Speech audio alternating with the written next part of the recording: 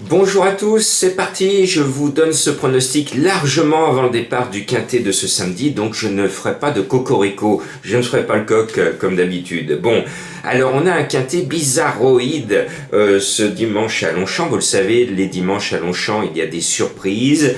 Cela tombe bien, j'ai fait un petit cocktail avec des chevaux que j'aime bien, que je connais bien, certains que j'ai repérés, et avec quelques petites cotes, quelques trouvailles, et j'espère bien vous donner encore au minimum le tiercé et je fais confiance aux vieux turfistes qui m'ont toujours dit que quand un cheval en haut de tableau a plusieurs kilos d'écart avec les suivants, c'est qu'il est déclassé. Donc quand on voit que deux chevaux en haut de tableau sont à 63 kg et demi et que le 3 Thierry est à 60 et demi, il y a carrément 3 kilos d'écart, donc il n'y a pas photo.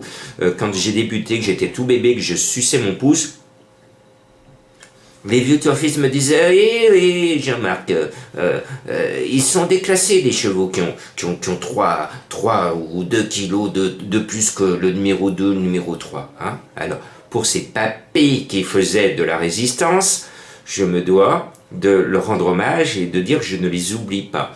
Donc le 1 et le 2 sont carrément en tête de ma sélection, je cherche pas à comprendre. Je mets Cestilio Jet en premier parce que c'est le choix de notre Cravache d'Or 2020 Boudot.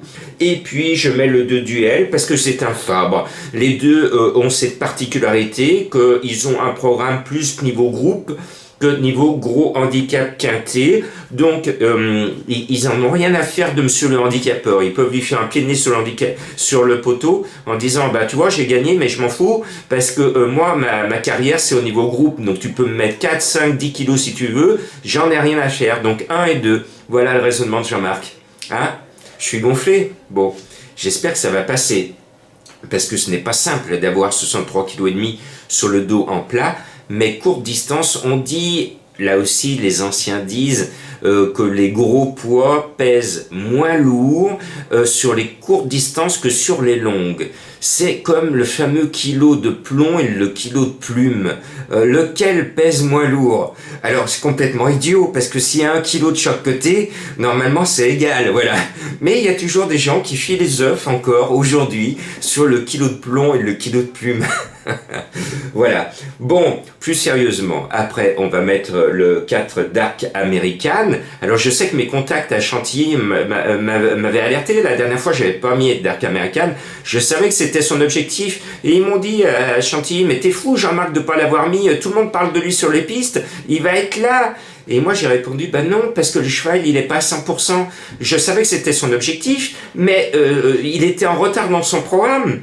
Et résultat, le cheval n'est pas d'un tiercé, il est quatrième, il court super bien.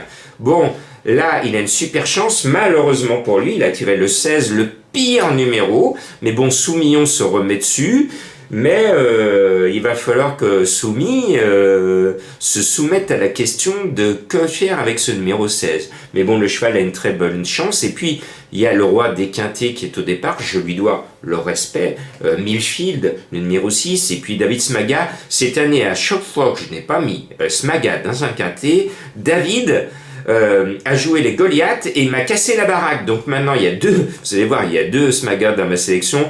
Moi, je me couvre, je suis frileux, j'ai mis les deux, je me pose pas de questions et je mets Millfield qui cherche son tiercé, qui pourrait encore en trouver un. Et puis ma trouvaille, parce qu'il faut que je vous donne une trouvaille en coup de cœur, ça va être du 15, 17, 18 contre 1. Moi j'y crois fort, j'ai bien fait son papier, je suis remonté très très loin, et je vous donne le 12 Funny Valentine. Eh bien cette Valentine, je l'aime bien, et moi je vais faire le Valentin. Je vais lui faire un gros bisou sur le poteau quand on va la toucher, je la sens bien. Allez! Et puis mon autre trouvaille, c'est le 5 Vert Parsley. On ne connaît pas trop sa valeur parce qu'il n'est pas connu au niveau des quintés. Il court un peu en Espagne où il rêve de construire son château avec tous les sous qu'il va gagner dans le quintet du jour. C'est un coup de poker, je prends des risques. Mais il y aura de toute façon une surprise, donc je me suis dit, Jean-Marc essaye de chercher la surprise, et à mon sens, cette surprise va venir de ce numéro 5. Voilà. Et puis après, on va mettre la deuxième cartouche Maga. Et c'est un peu notre bête noire parce qu'on sait qu'elle est toute bonne, mais quand elle n'a pas envie de bosser, la putanesca. Elle justifie son nom, la putanesca. Et puis, elle a été dans un accident pour Alexis Badel lorsqu'il tombe.